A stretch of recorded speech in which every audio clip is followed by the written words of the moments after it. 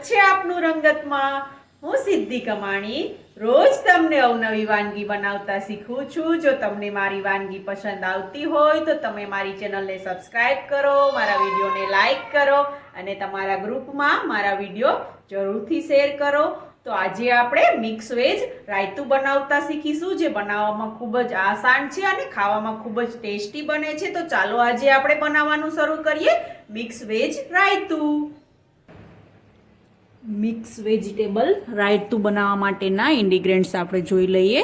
મેં એક મીડિયમ સાઇઝની કાકડી લીધી છે, એક નંગ મીડિયમ સાઇઝની ડુંગળી, એક નંગ મીડિયમ સાઇઝનું ટામેટું અને એક નંગ લીલું મરચું લીધું છે અને 5 મોટી ચમચી અને 1 વાટકી દહીં લીધું છે। મોડું દહીં લેવાનું છે, તો મેં 1 વાટકી દહીં લીધું છે। અડધી ચમચી સંચળ પાવડર, અડધી ચમચી શેકેલા જીરાનો પાવડર, હાફ ટીસ્પૂન એટલે ચોથા ભાગની ચમચી મરી પાવડર, ચોથા ભાગની ચમચી લીધી છે લાલ મરચું પાવડર ગાર્નિશિંગ માટે, 1 મોટી ચમચી લીલા ધાણા ઝીણા સમારેલા અને 1 ચમચી દળેલી ખાંડ લીધી છે। તો ચાલો આપણે બનાવવાનું શરૂ કરીએ મિક્સ વેજીટેબલ રાયતું।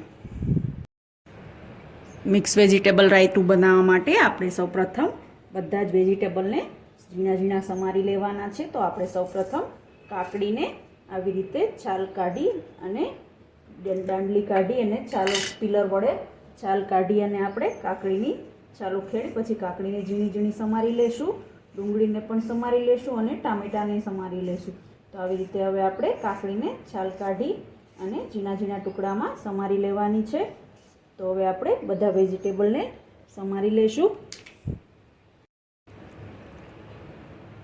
કાકડીની છાલ મેં કાઢી લીધી છે। તો હવે આપણે અડધી કાકડીને આવી ઝીણી છીણી વડે છીણવાની છે। તો આપણે અડધી કાકડીને છીણી વડે છીણી લેશું, જેથી આપણા મિક્સ વેજીટેબલ રાયતાનો ટેસ્ટ ખૂબ જ મસ્ત આવે છીણીને કાકડી એડ કરવાથી। તો હવે આપણે અડધી કાકડીને છીણી લઈએ, પછી અડધી કાકડીને સમારી લેશું।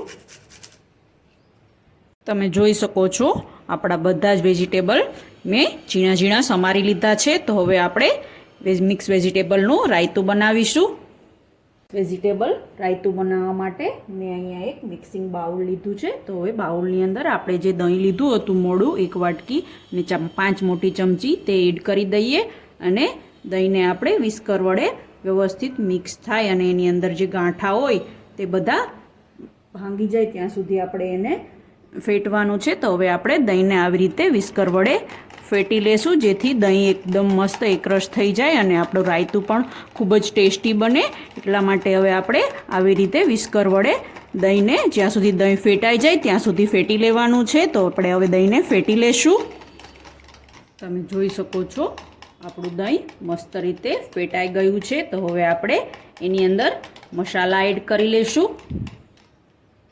મિક્સ વેજીટેબલ રાયતું બનાવવા માટે આપણે જે મસાલા લીધા હતા તે આપણે હવે દહીંની અંદર ફેટેલા દહીંની અંદર એડ કરી દઈએ। તો મેં જે અડધી નાની ચમચી સંચળ પાવડર લીધો હતો તે આપણે એડ કરી દઈશું અને જે 1 મોટી ચમચી દળેલી ખાંડ લીધી હતી તે એડ કરી દઈશું। ખાંડ એડ કરવાથી રાયતાનો ટેસ્ટ ખૂબ જ મસ્ત આવે છે, એટલા માટે મેં ખાંડનો યુઝ કર્યો છે અને ખાંડનું પ્રમાણ તમે વધારે ઓછું તમારા સ્વાદ મુજબ કરી શકો છો। તો હવે આપણે સંચળ પાવડર અને ખાંડને વ્યવસ્થિત રીતે દહીંની અંદર મિક્સ કરી લઈએ અને વ્યવસ્થિત રીતે ખાંડ અને સંચળ પાવડર મિક્સ થઈ જાય ત્યાં સુધી આપણે એને ચમચી વડે ફેટવાનું છે। તો હવે આપણે દહીંને 1 મિનિટ માટે વ્યવસ્થિત રીતે ચમચી વડે બધું જ મિક્સ થઈ જાય ત્યાં સુધી ફેટી લેશું। આપણા દહીંની અંદર સંચળ પાવડર અને ખાંડ મિક્સ થઈ ગયા છે। તો હવે આપણે એની અંદર 1 નાની ચમચી મરી પાવડર મેં લીધો તો અડધી ચમચી તે એડ કરી દઈએ અને અડધી ચમચી શેકેલા જીરાનો પાવડર એડ કરી દઈએ અને બંને વસ્તુને ચમચી વડે મિક્સ કરી લઈએ। તો હવે આપણે દહીંની અંદર મરી પાવડર અને જીરાના પાવડરને મિક્સ કરી લઈએ।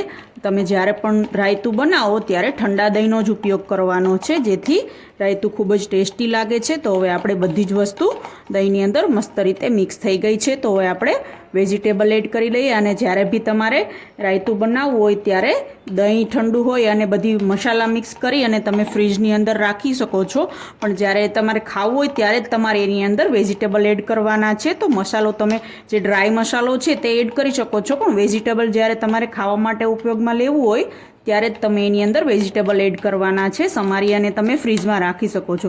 તો હવે આપણા બધા મસાલા મિક્સ થઈ ગયા છે. તો આપણે હવે દહીંના રાયતાની અંદર બધું જ વેજીટેબલ એડ કરી દઈએ.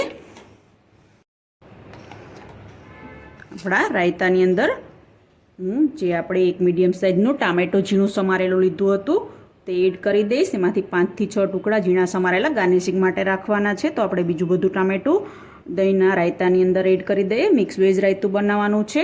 લીલા મરચાંના ટુકડા એડ કરી દઈએ. એના પણ 4-5 ટુકડા આપણે ગાર્નિશિંગ માટે રાખવાના છે. બીજા બધા મરચાં પણ એની અંદર એડ કરી દઈશું. અને કાકડી ઝીણી સમારેલી છે તે એડ કરી દઈએ. 4-5 ટુકડા એના પણ ગાર્નિશિંગ માટે રાખીએ. અને પછી હવે છીણેલી કાકડી એડ કરી દઈએ રાયતાની અંદર. અને ઝીણી સમારેલી આપણી મીડિયમ સાઇઝની એક ડુંગળી હતી તેને પણ આપણે એડ કરી દઈએ. અને બધા જ વેજીટેબલને આપણે રાયતાની અંદર મિક્સ કરી લેવાનું છે. તો તમે જોઈ શકો છો બધું જ વેજીટેબલ મેં રાયતાની અંદર મસ્ત રીતે મિક્સ થઈ અને મસ્ત રાયતું એકદમ ટેસ્ટી રાયતું બની ગયું છે. અને જો તમે આ રાયતું બાળકો માટે બનાવતા હોય તો તમે લીલું મરચું સ્કીપ પણ કરી શકો છો. તો તમે જોઈ શકો છો આપણું મિક્સ બધું વેજીટેબલ મસ્ત રાયતાની અંદર મિક્સ થઈ ગયું છે. તો હવે લાસ્ટમાં આપણે કોથમીર નાખી અને વ્યવસ્થિત રીતે મિક્સ કરી લેશું. તો હવે આપણે એની અંદર જે કોથમીર મેં સમારેલી એક ચમચી લીધી હતી તે એડ કરી દઈએ અને મિક્સ કરી દઈએ. તમે જોઈ શકો છો આપણું રાયતું એકદમ ટેસ્ટી તૈયાર થઈ ગયું છે. તો હવે આપણે એને સર્વિંગ બાઉલમાં કાઢી ગાર્નિશ કરી અને સર્વ કરી લેશું.